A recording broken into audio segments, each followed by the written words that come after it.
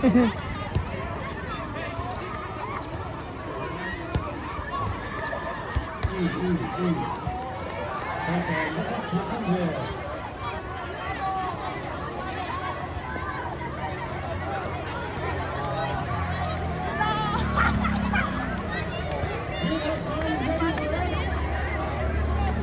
cả là khơi lẩu hay gì kem hire mình vẫn tắm về mình rể là station rail station mình rể là làm gì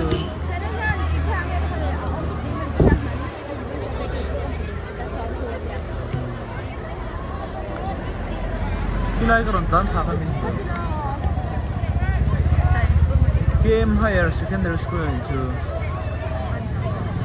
puta kanan vai ba kon ti ver bo nge allocation ta khu ga ro do ti ven thar ta kon din thar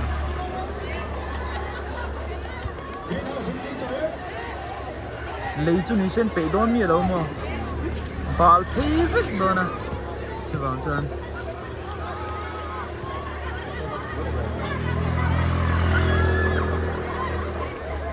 pakhat po hu vak zik nei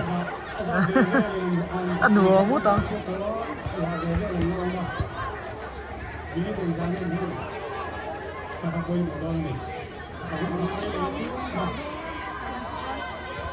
bye bye you le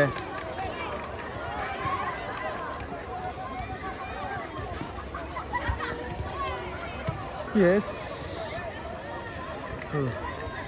they hope on practice zone nhảy mẹ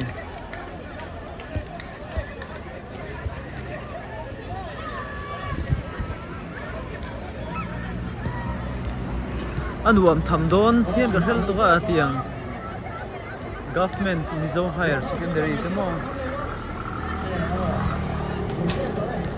students mà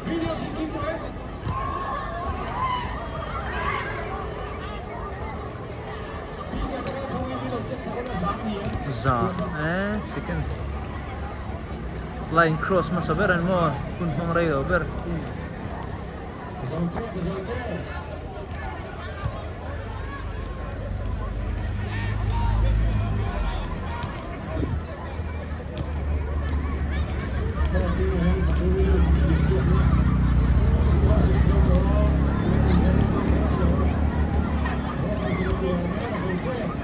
mi za sak uilu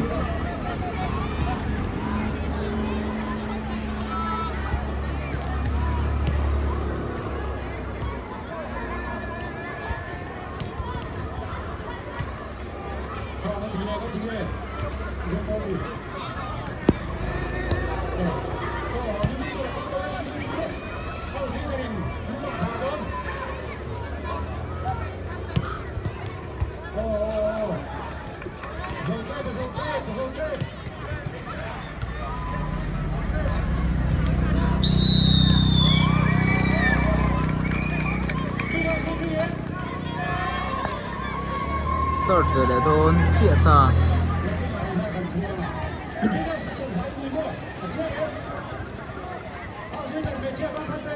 za thun mi za thun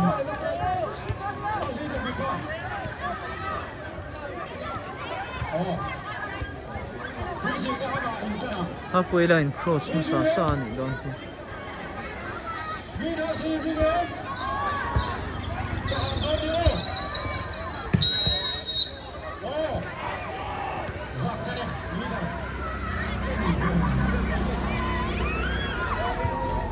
vạc sặc lực từ khu vực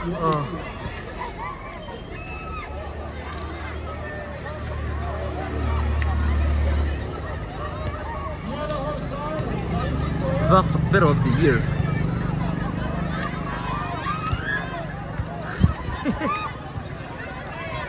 lưu phê zit này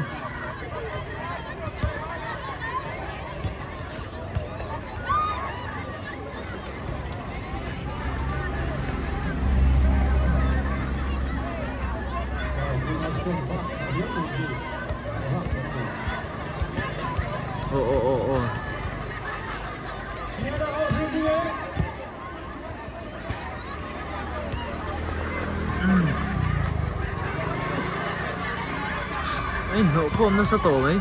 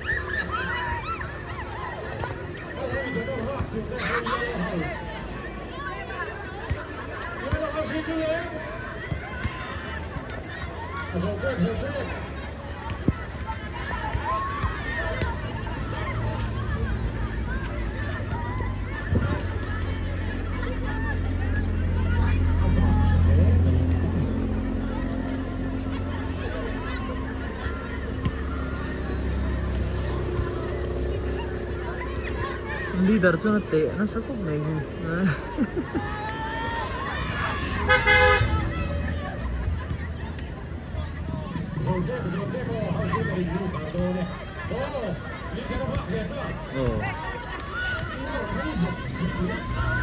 Trăng tục bốn về supay miệng ấy. Cúi được tục.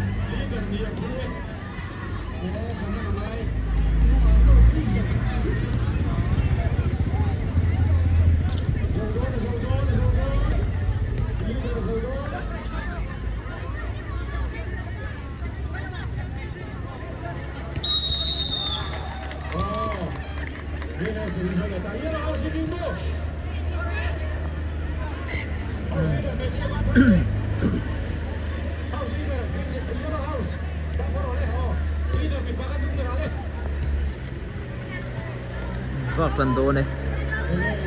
Úi không bóng.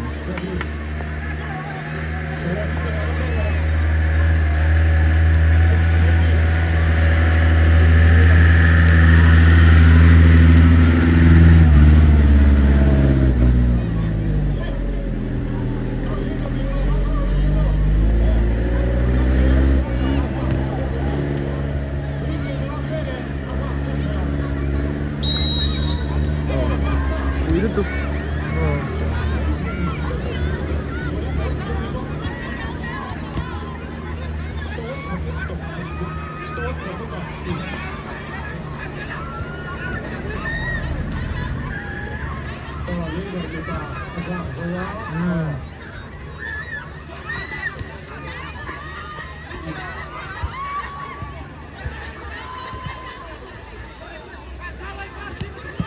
trăng rap sao kan yo.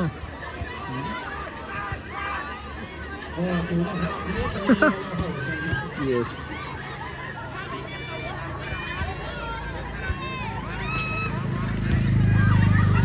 Vạc muông đợi phải supay thật này.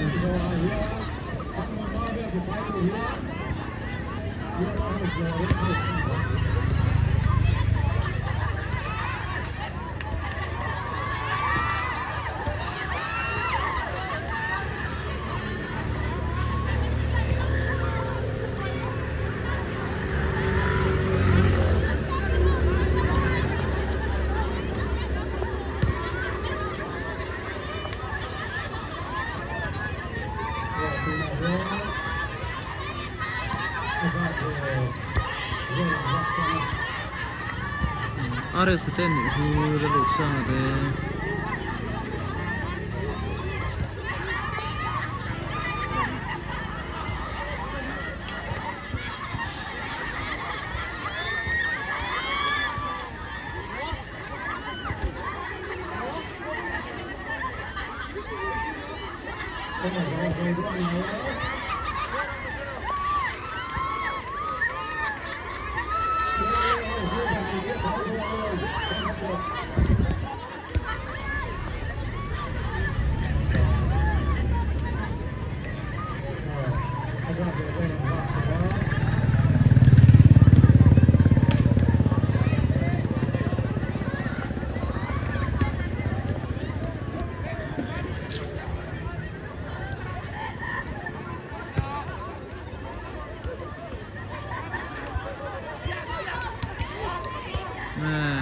Yes. So that's an MSSC under 13 Hogan practice donation.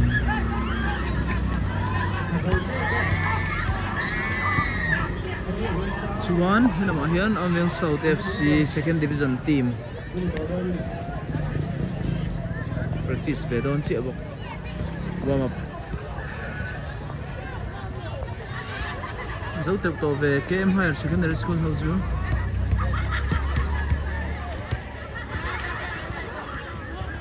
Vác zip này là chẳng ăn được về đội bia bằng ho.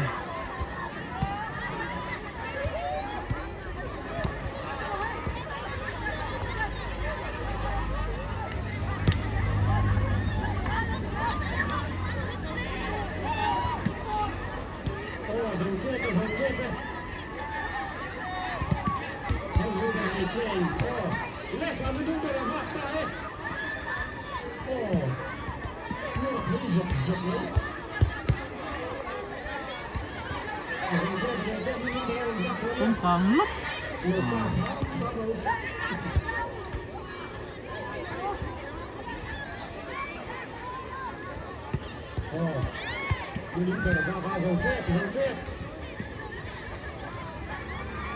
MSSC Mizoram State Sports Council. 뭐야? Grassroots thì được không? Under 13 anh chứ? Under 13, under 15 sao vậy? Sarloman training quý mấy cái này sao?